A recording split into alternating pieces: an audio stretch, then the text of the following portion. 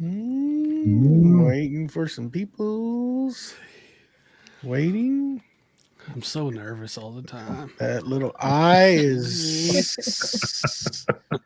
Well, maybe there's nobody in there. They all left. Yeah. Well, it's saying we're going live Do now. it. There we go. Y'all ready? Yes, sir. Yeah. Let's go. Yep. Welcome to Creative Makers Podcast with your host, Joey with Steel Blade Woodworks, Matt with Wacky Works Workshop, Jen with Jen's Turns, Jamie with JP Woodwork, and Jake with Northside Custom Crafts.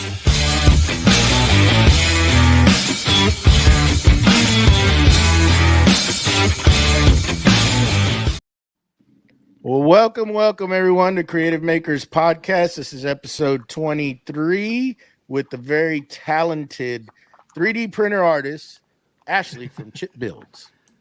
How's guys. everybody doing? Hello. How you doing? Howdy. How's it So going? excited to be here.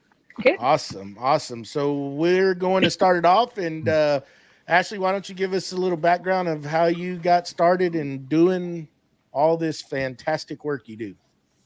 Yeah, for sure. So a little bit background. I kind of got into the whole maker scene with doing woodworking projects.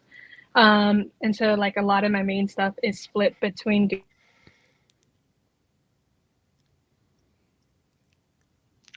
Oh no! Oh, no. I was waiting to see who was going to do it first.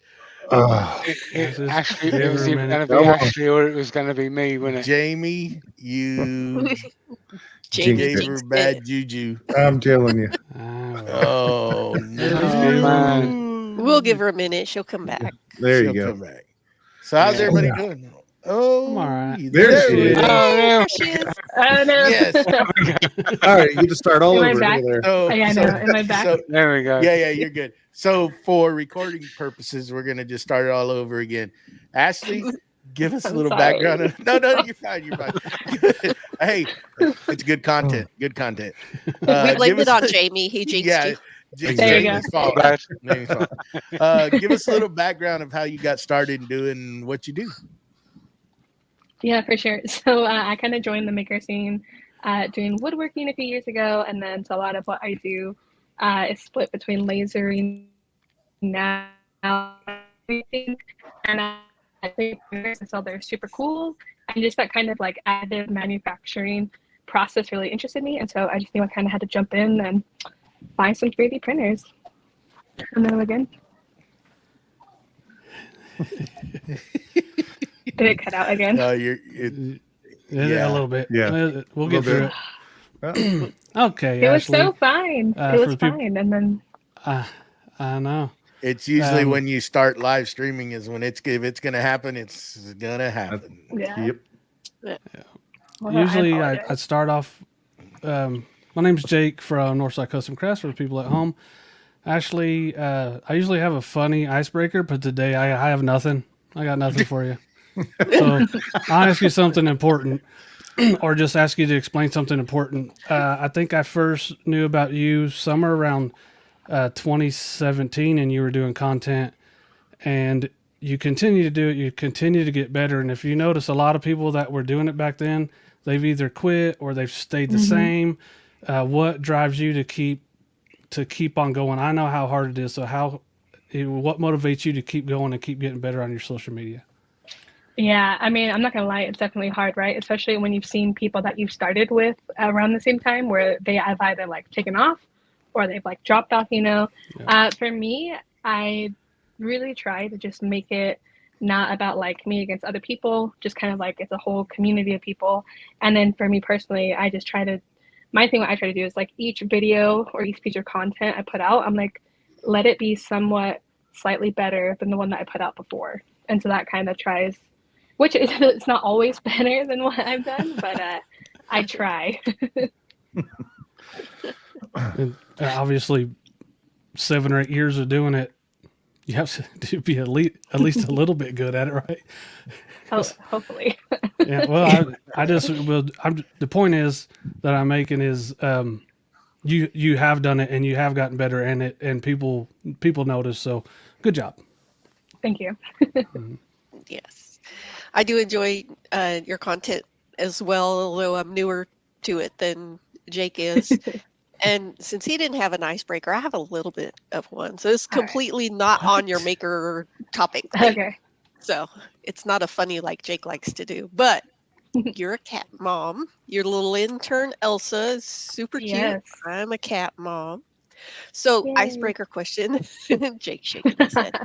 Did you train her to get on your shoulder, or did she just naturally want to be up there checking out what you're doing?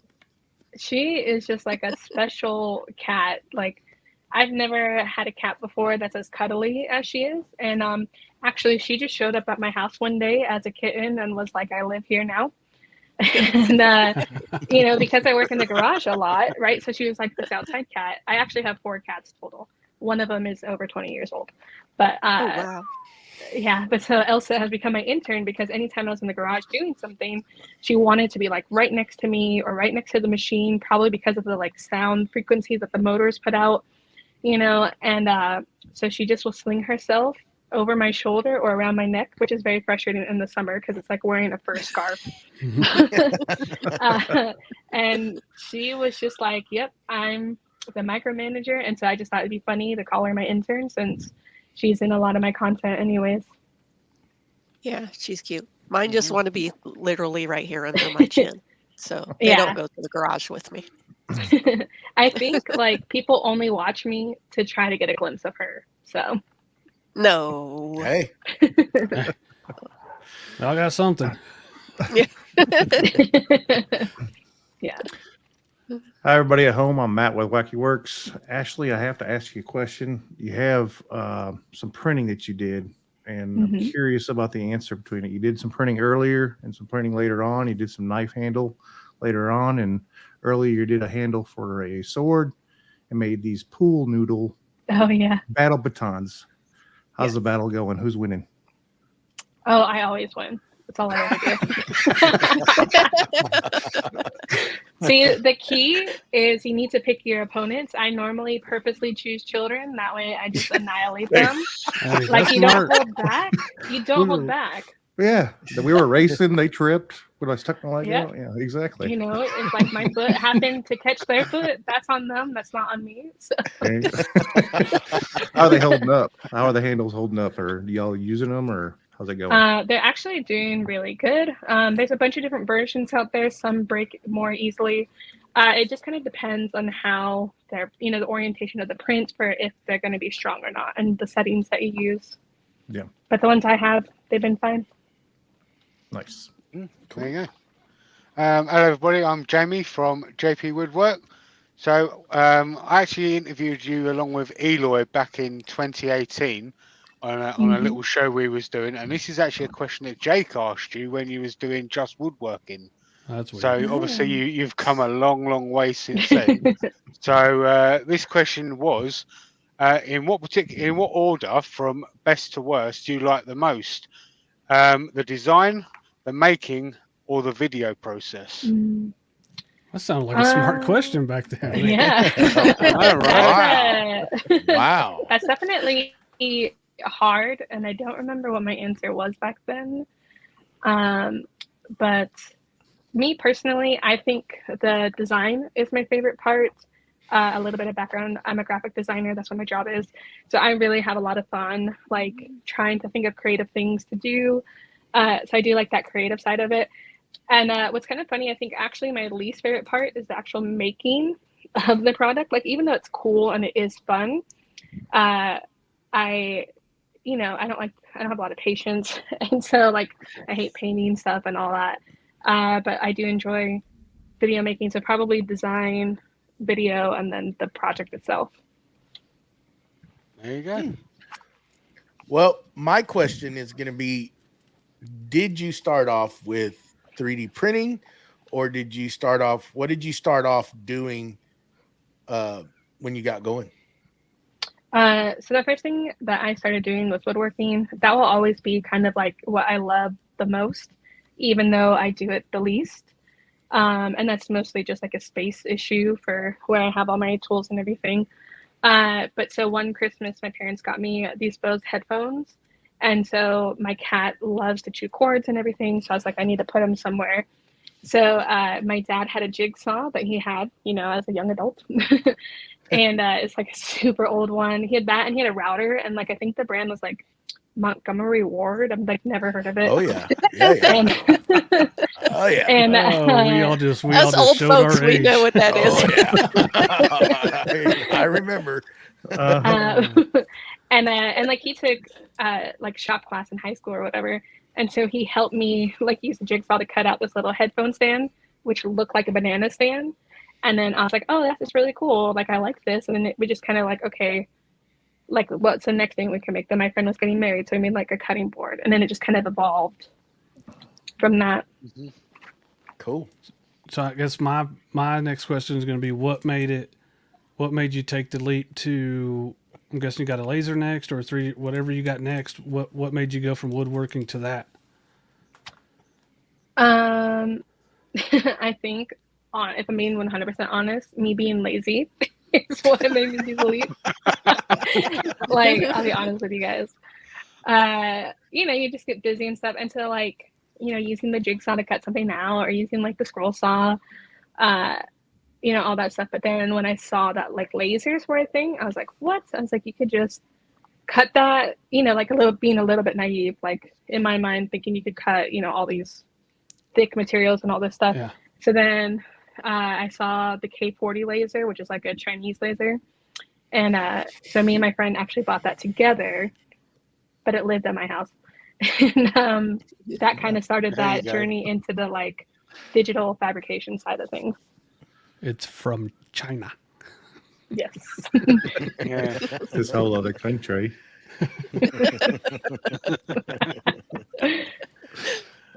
So I didn't say it last time. Sorry. I'm Jen with Jen's Turn. So nice to meet you, Ashley. And Yes, I actually started on the K40 laser also for one or two projects, and then I was like, okay, I know this wasn't really what I wanted, and so I upgraded. And I saw your recent post that you just upgraded your laser also. What were the deciding factors for you to go with the Thunder laser, and what model did you get? Yeah, definitely. So I had the K40 first, and then a good friend of mine at the time did the Kickstarter for Glowforge. And so I spent a lot of years basically ignoring my K40 and just doing the Glowforge. And then I ended up getting my own Glowforge. And then when I found out that Thunder Laser was putting out this new desktop laser that is basically like a direct competitor to the Glowforge, I reached out to them about it. And then so we made a deal. So I have the Thunderbolt laser now. And that just came like a couple weeks ago. That's what I'm talking about. Cool. Kickstarters are great. I love it. Nice. What? Okay, never mind. Sorry. Go ahead. Go ahead. No. Thunder. Yeah. I was gonna ask what sort of wattage and stuff is it, and can you give us a little features on it, like what on the bolt? Yep. Mm-hmm. Yeah. Okay. So the Thunderbolt is a RF tube laser, so it is air cooled. Which is really nice for me being in California where it gets really hot during the summer, because a lot of my issues with the Glowforge is that it overheats so quickly, because that one you can only use in like 85 degrees. And then so it's a 30-watt laser, but it's actually, even though it is 30 watt, it's pretty powerful, and it has the depth of the laser, so you can put in a rotary attachment. The cutting size of the bed is like a true 12-inch by 20-inch, which is really nice. And then it has like interchangeable lenses that you can do. And then it has like the air assist that came with it. But because it's air cooled, there's no like chiller. So it's very compact, very like desktop. It's really nice. But the Thunder is like a very good name brand for lasers, right? Mm-hmm. Yeah, it's one of the top ones. Mm-hmm. So you talked about the size. What kind of size of shop do you have? You have what's your size that you're working with, and what kind of walk us around your shop? What do you got in there? So I have like my shop in a 1-car garage, but I don't have a full 1-car space. So my bedroom is actually. How you doing? Oh, no. Get back over here. I know. Close up, Jake. I'm Close trying up. to chill out here, man. All right, I think it's back now, right? Yeah. Yes. Yeah. You're Okay, fine. okay. If as long as if it's doing it, you're recording locally, so it's gonna get your Okay. audio just fine. So don't worry about it. Just keep talking, even though you kind of Okay. fizzle out. It's all right. You're good. All right. But yeah, so the 1-car garage, and then but it's not the full 1-car because my bedroom kind of is like framed into half of that space. So I have like a little strip at like the front of the garage where I have now that new Thunder laser. I think I posted a picture of it earlier. And then I kind of have like the side. So like it's not a whole lot of room because it's also a garage. So we use it for like storage and stuff. So it's kind of hard to say. So I would say I have roughly half of a 1-car garage shop. Okay. You got what kind of tools you got in there? You got, I saw your table saw that you have that DeWalt table saw. Mm-hmm. What else you got? So I had the table saw. For a long time I had the scroll saw, and I sold that once I bought the Glowforge just because I was like, I don't need both of those things. You just broke Jamie's heart. I know I did. I know. JP is like the scroll saw master. That actually, I think I talked to JP a lot when I was buying the scroll saw. I think that was who I talked to about it. He I just have, grew a like, little I have- taller in his seat when you said that. I know. I'm sorry. I'm not trying to break your heart. I have like the typical hand tools, and then I have the Glowforge in there, and then I have 2 of my 3D printers in there. Nice. Oh, and then a drill press and like a lathe. Nice. All right. So you've got a lot of specialist tools, from lathes, 3D printers, lasers. You did have a scroll saw.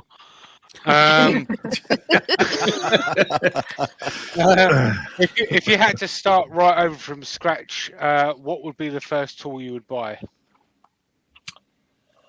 That's hard. I think if it was just for like hobby purposes and I'm not trying Scroll to, saw. yeah, I'm not trying to make a living, not trying to make a living off of it, it'd probably be a lathe, just because I really enjoy wood turning. In general, I just don't have a lot of time for it. So like a hobbyist standpoint, but like as a business standpoint, I would probably, the first tool I would like buy would be a laser. So a good question would be do you do this full time, or is this a part-time gig for you? It's sort of full time. So like, because I'm a graphic designer, so I do freelance graphic design, right? So I work from home. So it's kind of all intertwined, where I have like my freelance design work that I do, but then I have like my Etsy shop. But so since I'm a graphic designer, I make all my own files and everything. And so I'm kind of just working on it all together like all day. So that's why I say it's kind of full time, even though it's like not, because the freelance design is my full-time job. But like, so yes and no. So the graphic design, let's go into that a little bit. What do you do? I don't know a whole lot about that, so I'm just curious, what do you design, or what do you focus on? Yeah, so my like main, I guess, like specialty, I don't know why I just put that in air quotes. But, it was cool though. It was awesome. Yeah, it was awesome. It looked professional. Here we go. Yes. Would be like branding, right? So like logos, like getting like the whole branding package together. And that was kind of just like what I liked doing most in school anyways. And so that was kind of like the route that I went. So kind of like the logo area aspect. So there you go, folks. If you need a logo design, here's your person. So you might be getting some work from this. There you go. I want to redesign my logo. Yeah, I need mine. I want to tweak mine too. Good to know. Yeah, hit me up. Hit me up, yo. Hey, so you just mentioned that you have 2 3D printers in there. What are they, and how awesome are they? Because they have to be awesome, right? Yes. I technically have more than 2, The ones in the garage, one of them is the Bamboo Labs X1 Carbon, which is like the hot commodity of 3D printers right now on the market, just because it will print really fast at a really high quality. So I picked one of those up because of just the production that you can get done with it. And then the other one that I have in there is the Elegoo Neptune 2. And it's slower, but it's still a really good printer. And I bought that one just because it was around $200 at the time. So I tried to save some money. Saving money is good. I like Yes. coupons. There you go. I wish there was coupons for 3D printing. All my money goes to filament. Yeah, I hear you there. So I don't have any experience with 3D printing, and the guys ask me, when are you going to get one? I'm like, I'm not doing it. I'm not going down that rabbit hole. Well, So, you do wood turning, right? I started with wood turning, yes, Okay. and then I kind of did like you, and I'm like, oh, that looks fun. Let's try that. And yeah. Well, So 3D printing and wood turning go really well together. That's what I'm hearing. But we're about to find out. Yeah. We're about to find out. Tune in next week when. Yeah, I know. Jake, I recently got some files. Yes, ma'am. Yeah.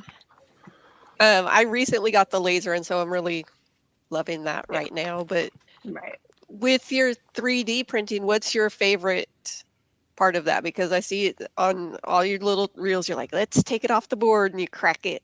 Yeah, that is my favorite. It's like when you're doing a resin pour, and that's the satisfying part, is just watching it go, right? So yeah, I think with 3D printing, it's kind of hard to pick one aspect of it. But what I sell mostly and what I like designing is more of like practical 3D prints, like things that like serve a purpose for you. Like one of the things that I make and sell is like this little, like we can all tell what it is, right? Like from the shape. It's like the Mario warp pipe, but inside I made it where it will hold my Nintendo Switch games and my memory cards, and then it will like hold this. So it's not like super practical, but I like that kind of thing rather than like. It looks like hold that up again. Toys. Hold that up again. Yeah, it looks like Jamie. It is. It's modeled after him, so There you go. Captured it perfect. Yeah. Go to the website, search the Jamie. Yeah, but one of the things I try to do with my 3D printing business is go through the different kind of like crafting niches or niches or whatever, and see like where are these holes and like how can I insert myself into it to make money. So like, a lot of like Tumblr people, right? They all want like straw toppers. So like, I make these little Stanley straw toppers that you can put like on your Stanley cup. Cool. So stuff like that. Or Cousin It. Yeah, I saw it. Like, let's see that hand again there. Yeah. That's really cool. Yep.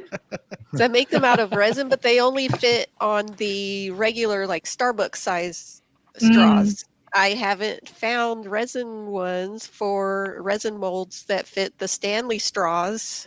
Mm-hmm. Yeah. So you got problems. I do. I do have to say this. One of the nice things about the 3D printing is, originally, like all of these other ones that I sell, I made them for Starbucks. But when the Stanley became popular, the straw is like roughly 10 millimeters wide. And so I just went back into my 3D file that I made for this, and I changed the hole from like 8 millimeters to 10 millimeters. And then, it's really easy to update it. Whereas like a resin mold, you have to be like, okay, let me buy these 5 resin molds. Which one is gonna fit? Yeah, Jen, with that fancy shaper trace, you could get that done, and all you need is a 3D printer, Yeah, or you can partner with some of your other friends who 3D print, and they can send you one, and then you can make a silicone mold out of it, and then you have your resin mold. There you go, Jake. Yep. So there you go. There's your first collab. Your first collab right there. Volunteering me for stuff, man. Your drama. I'm a busy guy.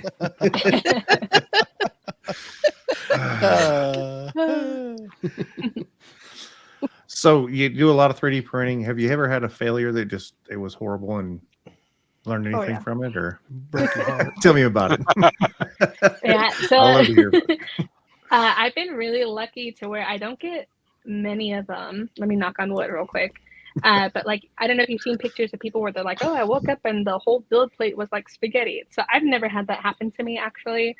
All the failures that I have has somehow where the print has lifted off the bed and then melted itself around the hot end.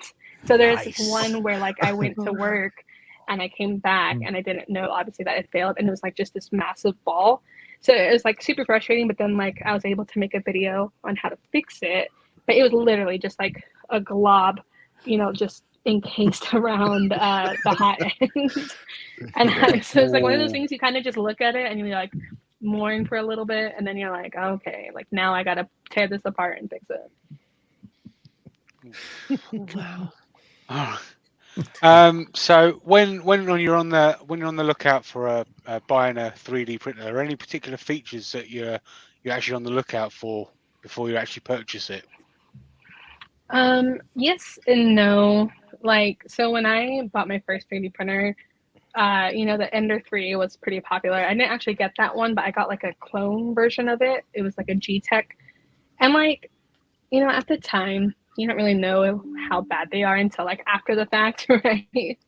And so then what I ended up doing was, just doing a lot of research, like watching YouTubers who like are like the 3D printing influencers, but you have to be kind of careful with that too, because some people, they do get paid by the companies to say good things about them. So I always try to look at the specs and just kind of be like, okay, I want to print with these specific filaments. Can that 3D printer handle that? And then like, what kind of bed does it have? So I always look at the bed type, what filaments it can have. And then honestly, just looking at like Amazon reviews too. So like my personal favorite brand that I recommend to like new people is the Elegoo Neptune series of printers. Those have been really good and they're relatively cheap to start up. And then surprisingly, the Creality Ender 2 Pro, which is really small, that's a really good starter printer. And I did like a 101 series on my channel with that printer specifically. There you go. So this kind of good segue into the question that I had, and some of it might have been answered, but what if I get asked a lot by a lot of people, what should I expect? What do I need if I want to get into 3D printing? What do you recommend, since you do quite a bit of it? What would you give somebody that is new, that's wanting to get into 3D printing? What kind of advice would you give them? I guess like advice wise, like for buying it, or just general advice? Buying, what to look for, just a general, not you don't have to get too detailed, what to expect. What are you going to need, software wise, all that good stuff. Yeah, I think buying wise, you just what you want to do is buy the best printer that you can that's within your budget, right? There's no point of like trying to finance to buy like $1,000 3D printer if it's your first one, because you don't even know if you're going to like it. And also there's kind of like two types of 3D printers, not talking about resin printing, but as where, there's ones where, part of the hobby is like tinkering with the machine, upgrading it and all that stuff, or you're buying one that's a little bit higher end where all you're going to do is kind of like plug and play. So there is also even those two kind of categories. But yeah, you want to buy the best one that's within your budget. And then it doesn't hurt to reach out to people on Instagram and stuff, because most people have no problem giving you feedback and help and stuff. Yeah. So do you like messing around? Do you like messing around with it and building and tinkering around, or do you just want to get after it and have one that just works and makes you some sales? I like both. I prefer obviously just plug and play now, but when you first start, I think it was really helpful to me to buy the ones where you had to tinker with it, constantly kind of fix it, just because then I knew what I was doing more, if that makes sense.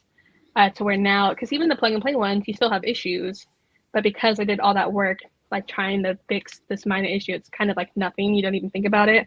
Whereas if you are brand new to 3D printing and something happens, you're going to think like, oh, this is like You don't know the which way worst. to go. Yeah. Yeah. I always tell people when they ask me or hit me up, and it's like, do you have patience? Because you better have some patience when Yeah. you're doing this, because it Yeah. does take some, you know. Yeah. And I think you have to tell them too, like, you're going to be frustrated and that's okay. Like, it doesn't mean it's not a fun hobby. Yeah. I mean, if you're just getting into it, there's the whole design aspect of it. Then you need to take it into slicing software, and you need to play with so no settings. Chromebooks. Right. Yeah. And you're going to have problems for sure. Yeah. But that's why I always tell them, make sure you have patience. Because if you don't have patience, then maybe you need to look at a higher end printer to start off with. Yeah. It's going to do most of the stuff. Don't get you a manual level, because that can get frustrating, at times. But yeah. Go ahead. Thank you for talking me out of it again, Joey. All right, to be 2 weeks now. you set that laser up. I guarantee you can do 3D printing. Yeah, if you work with the K40, 3D printing is the breeze.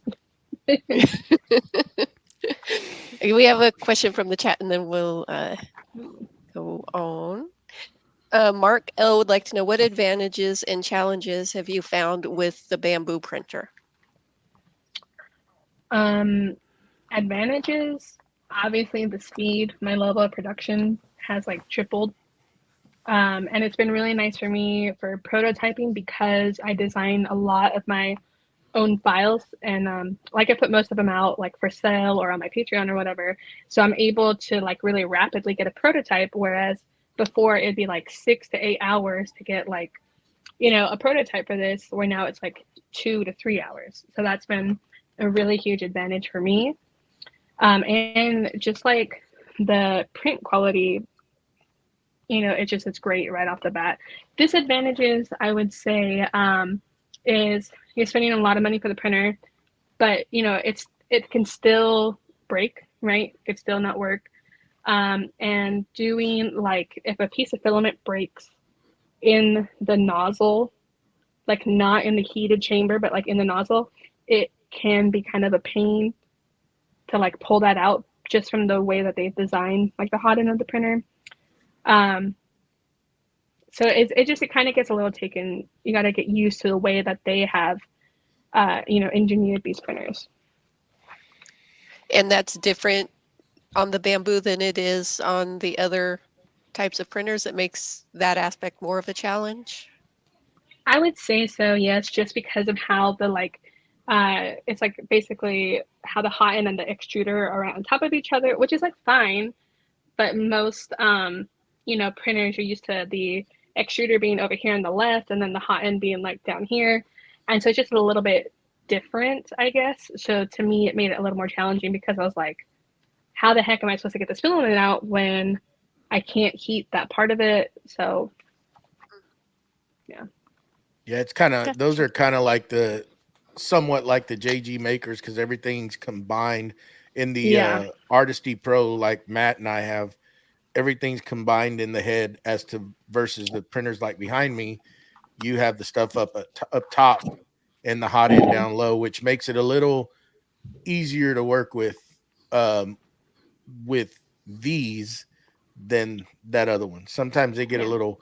Matt and I have ran into some problems with that printer, and it's gotten, sometimes there's been some choice words said, but for the most part, it is a pretty decent printer. It prints pretty good and pretty fast.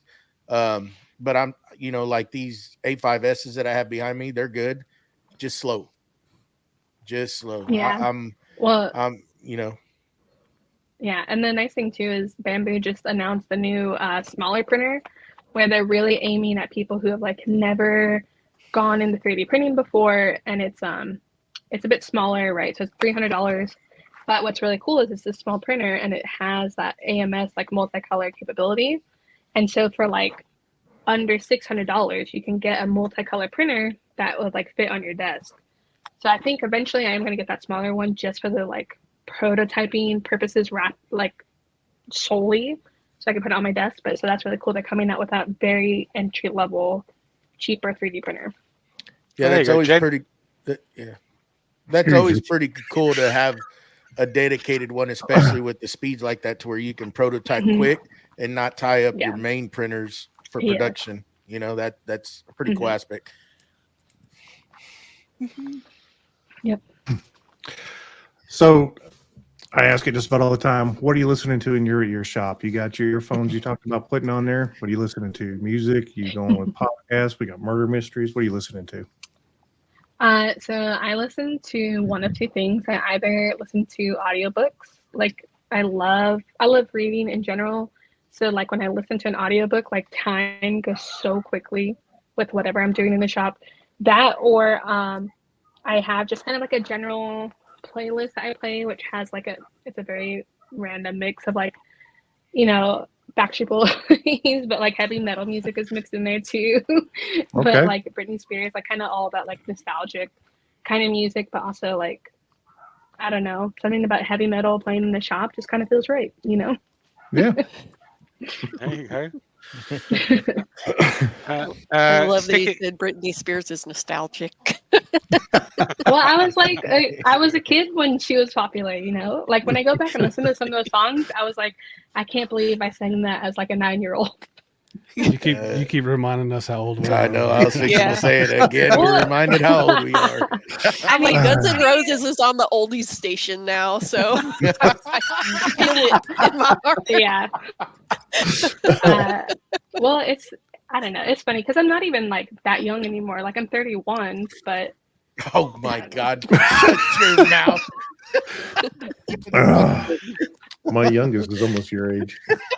My daughter is your age.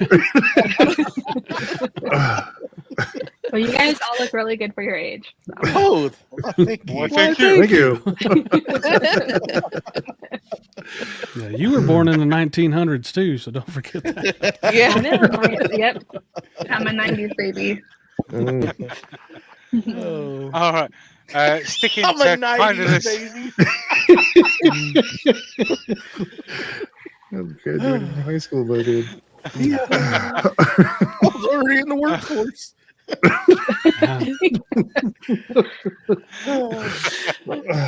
all right. So sticking to the same sort of theme as Matt's question, is pulling a print off the plate still the most satisfying sound in the world? Oh, 100%. 100%. I always joke that like now my channels are like an ASMR channel. You have to do cracking. It's like it's so nice. You have to do it on your videos now, or people will be like, "Well, you didn't do it." Yeah. I had a lot that were slow mo, just cracking all the my mind's gonna go blank. The supports. Oh yeah. Like off my track saw holders, I just sit there and just in slow motion, like just very pronounced, you know. So, what is your favorite filament to print with, and what is the filament that's most tedious? It's hard, that messes up a lot, that you have problems with. Well, I think with like filaments, it's kind of hard to pick a favorite because for most of the like more known brands of filaments, they kind of all come from like the same 2 or 3 factories in China, and it's just different levels of filament that they put out that like these other companies can buy and put like their labels on, which I don't think like a ton of people know that. But so like one of my favorite brands to work with is eSun filament. It's very smooth. I haven't had any issues, and it's like roughly $20 a roll. I like that. So my favorite ones to print with is eSun. I like Polymaker's filament. And then Cookie CAD filament is like more like the pretty colors where there's like glitter and like pastels and like gradients and stuff like that. But like any of my solid colors, I do like eSun or Polymaker or even Hatchbox. But like say like Hatchbox and eSun is one of those ones where it's like they come from the same factory, so it's like kind of the same. Yeah. Yeah, and then as far as like filaments that are hard to do, I would say probably like any kind of like wood filament. something that has like a really coarse additive into it can be tricky because you could end up with a lot of clogs. So wood filament clogs very easily, and then some glitters, if it's like a real thick glitter that's in there, that can clog it as well. Not working for you. So when you go to make something, do you just think of something to make, or is it somebody ask you to make something and then it kind of catches on, or how do you go about designing the things that you make? It's a little bit of both. So like the things that I sell that are 3D printed, 90% of it is things that I design, and 10% of it is things that I license from other designers. So like these little spiders, I didn't create this. I licensed this design from someone else, which is why you'll probably see like multiple people selling them. But for the things that I design and sell, it's either I'm just like, most of the time it's to make my life easier, right? So I'm like, oh, I really need something to hold this cup in place while I'm putting vinyl on it. And so like, let me make myself a little vinyl holder, and then I'll just put it out there and see if people want it. And then, other people are like, hey, I have that same problem. And then I do get some requests of people saying like, hey, I need this, I need that. Like, oh, it'd be cool if you made a straw topper that was like this. So it's kind of a mix. Nice. And you were talking about the filament rolls. How long does a roll usually last? Like obviously doing a straw topper is only going to take this much, right? And then yeah, like I get that, but on average, if you're spending $20 a roll, how many rolls are you going through? Yeah, so I go through a lot of rolls of filament, and so actually what I've done too is I've recently used a different brand for like white and black filament, where it's only $13 a roll to try to like save money, and it's been printing fine. But it really just depends on what you're printing, and then it depends like what settings you use for that print. So like this print, this is a little coffin planter, and it's really lightweight because I put only like 5% infill. So it's like, it can bend a little bit, but it's strong enough to hold like succulent plants. But so this won't take as much filament as like, I don't know. I don't have to, like where I put like 20% filament to give it a little bit of heft. So like this would use more. So it's really hard to say because like, are you printing a bunch of succulent planters or are you printing a bunch of like straw toppers, So if you're doing just kind of like normal hobby stuff, you can maybe make a roll last about a month. I don't know. It's kind of hard to judge. So they go pretty far. Yeah. Yeah, I mean, I would say like just depending on the amount of grams per your design, right? I guess. You just got to kind of look at it that way. Yeah, because like straw topper is like roughly anywhere from like 20 to like 40 grams, depending on how complex it is. Well, I didn't know it was done by weight. Okay, that's another question. But there's a question from the chat. Leah would like to know, do you copyright your ideas? No, just because it's almost impossible and it's like expensive. So there was a product that I designed, and they went through the whole process of like trademarking it and everything and like selling it to companies. And ultimately they're like, oh, this is really cool, but like we don't think, it would sell or whatever. So it's like, it's kind of hard because even if you do copyright it or trademark it, but someone copies you, you're the one that has to go after them. And you're the one like spending all this money trying to do it. So even though it's frustrating if someone copies you, like it's kind of not worth it unless you're like a multi-million-dollar company, spending all the money on these lawyers and stuff to to like fight it. So you can only just hope that, it's kind of hard because then you kind of just justify it like, well, there's enough people wanting to buy something like that for everybody, Yeah. So you did some knitting of some beanies, or we call them skull caps. So and then I saw that you did a ice cream cone and you did an octopus. Is that knitting or is that crocheting? Because my daughter crochets and my wife knits, and I've combined. Said they were the same thing, and of course I got yelled at. Yes, you got yelled at. So I do crochet. I'm not the best at it, I'm not gonna lie, but I enjoy it a lot. And for me, because I do so many kind of like creative like DIY things, I wanted like a hobby that was like just for me, like not something that I sell, you know, like that kind of thing. And so that kind of ended up being crochet.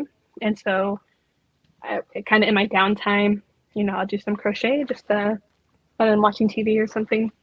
Yeah. There you go. Mm-hmm. So my next one's kind of a double barrel question. Oh, no. What would be what would be the best bit of advice you've ever been given with regards to 3D printing, and what's the best bit of advice you would give with regards to 3D printing? That's kind of hard. I guess the best advice I was given was to just go for it, really, because I had two friends at the time when I was thinking about doing it who were into 3D printing. And I was like, oh, it seems so hard, you know, and they're like, you just got to go for it. And so before I actually bought my own printer, my friend lent me his for like a week to like tinker with, and I promptly broke it right away. So I felt so bad. But yeah, he was very nice about it. But so I think really like you just got to go for it. And so like, and I've kind of paid that forward. I have a friend who's borrowing one of my 3D printers right now to help with their business because they weren't sure if they liked it or not. And they ended up liking it, but they bought one that was identical. So I think, yeah, and I think that's partly the best advice too, right? Just go for it. And also don't be afraid to ask for help. Like, I don't know why sometimes, I don't know if it's just an American thing, but people are like, oh, I can't ask anyone for help. I have to figure this out on my own. And it's like, just ask for help. Like, people have been where you're at, you know? Mm-hmm. Yeah. Cool about that. So we're going to go on to the YouTube side of things. I want to know what you have found the most difficult part of YouTube, being a content creator, putting videos out.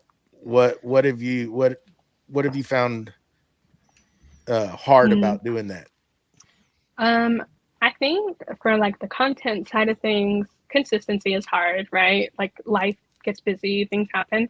But I think for me personally, and I don't know if it's just because my channel is like basically centered around DIY in general, which is like normally prominently like a men's space, but I do get a lot of comments that I end up just deleting them of like, you know, oh, you should be in the kitchen, or like just kind of all these kind of like borderline mean things, or like they'll try to like explain something to me.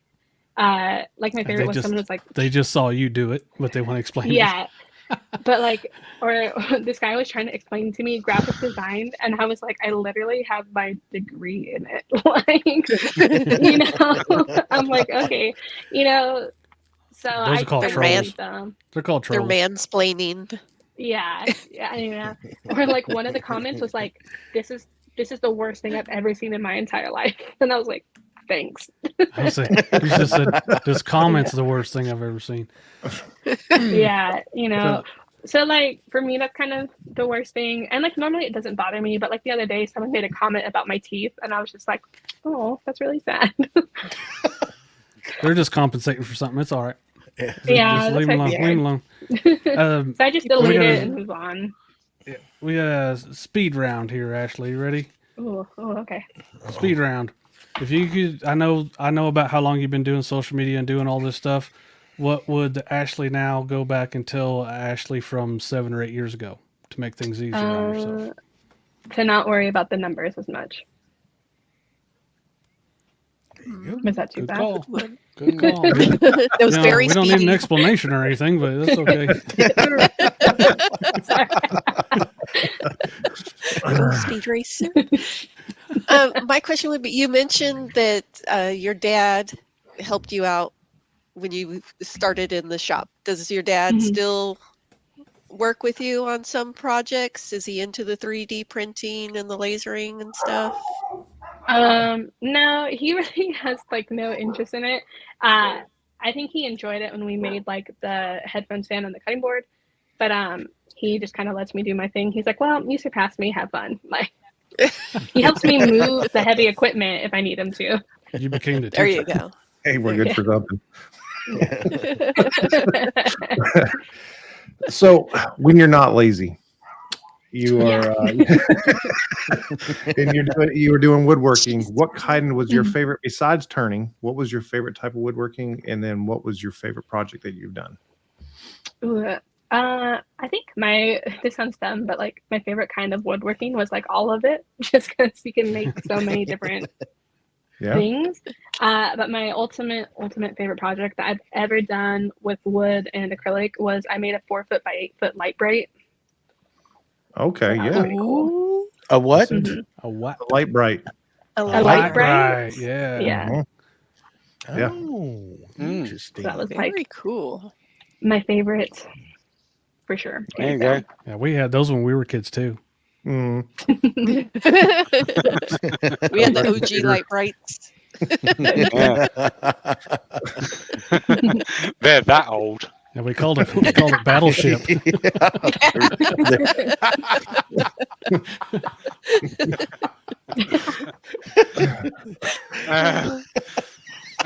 So my final question is, where does the name Chipped Builds come from? Good question. So when I was like figuring out a channel name, the first couple I wanted were taken, so I was like, whatever, this is stupid.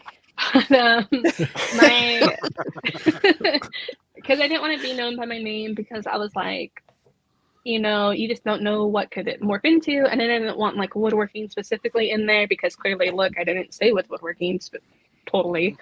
And so I was like, well, if I make a project and it looks like crap, basically, if my name is Chipped Builds, then that kind of shows that like it's not meant to be perfect. Like if there's chips and mixing or whatever unevenness, like it's fine, because my name isn't like pristine woodworking, or heirloom woodworking. There you go. So that's kind of how that came about. But it was like my third or like even fifth choice for a name. There you go. There we go. It worked out. So do you have your eyes set on any other piece of equipment, or what is the next thing you would like to bring in? If, let's just say, if space wasn't an issue, if you can have a tool, what would it be? If space wasn't an issue, I would want a CNC machine again, because I had one of those when I was in college, and that was amazing. But then, growing pains, I had to get rid of it to make way for other stuff. So a CNC machine. Nice. Well, I guess we're going to wrap this up. So if you want to give yourself a shout out and just tell us what's coming up next for Chipped Builds and where we can find you, go ahead. Yeah, for sure. If you guys want to find me on any social media site, the tag is just at Chipped Builds. I'm there across all of them. The things that I'm working on coming up is it's with my since I just got that new laser, the Thunder Laser Bolt. I am working on a 101 like beginner series for that, so that'll be coming out in the next weeks. I'm still going to be doing like Glowforge content as well on that channel, just kind of general DIY stuff. And then I think I'm going to start putting out some more design videos as well, how to either make your own laser designs or how to make your own 3D printing designs. So that's kind of what's coming in the future. Cool. Very cool. So Oops, sorry. No, go ahead. Sorry, Joey. I would be interested in how to do your own laser designs. Yeah. Well, you can hit me up on like Instagram and we can figure out a one-on-one thing if you want to. Nice. That'd be awesome. I'll reach out. Thank you.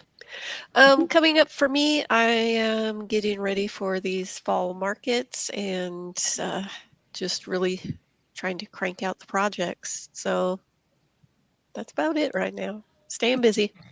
Matthew. Just got finished with the 18 by 18 by 4 inch thick cutting board, delivered it. Got the vacuum table is done, except for missing the top plate for it, and starting a new cutting board with inlay. How thick was that? Real thick. Real thick. Real thick. With 2 Z's. Jamie Page. All right, so I've been doing a bit of turning today. I've got to put a glue block back on a resin blank that kind of slipped, so it's a bit misaligned. Got covered in paint today, but yeah, back to it tomorrow and carried on doing some videos. There you go. Nice. We have cartoons coming up this week. There's a show that me and Jamie do. Check it out. We got a giveaway, and another giveaway going on, and I got something in the mail today. That's going to be some videos going out in the next couple weeks. So it's going to make we're going to have it. It's going to make the show more interesting, and it's going to be it's going to be a lot of fun. So there you go. One of those. What you did? What? I still can't believe it, man. Anyhow, I'm finishing up on one of the renovation parts of the office is almost done, getting closer and closer to moving all this rack back here and putting some pretty cool stuff in here. So that content's coming out, and we'll be working on that. Next week we have Rosie Kaplan with Brushed Restorations on with us. Just a reminder, please, if you go listen, we're out on all the platforms. Please, please, please leave us a review. That helps get us ranked on the podcast side of things. And I'm not even ready. Hello. Nah, Here do we a go. thumbs up. Do a thumbs up on this video. And thumbs up right now too. Please give us a thumbs up and leave comments down below. Let us know what you like, or if you have a topic you would love for us to talk about, put that down in there, or you can email us at creativemakerspodcast@gmail.com. So what's next? I guess that's it. Just make sure one more thing, 10 stars, nothing less. That's what we require. Mandatory. Yeah. Anyhow, same time, same place, same beautiful faces, and we're going to get on out of here and pause and boom.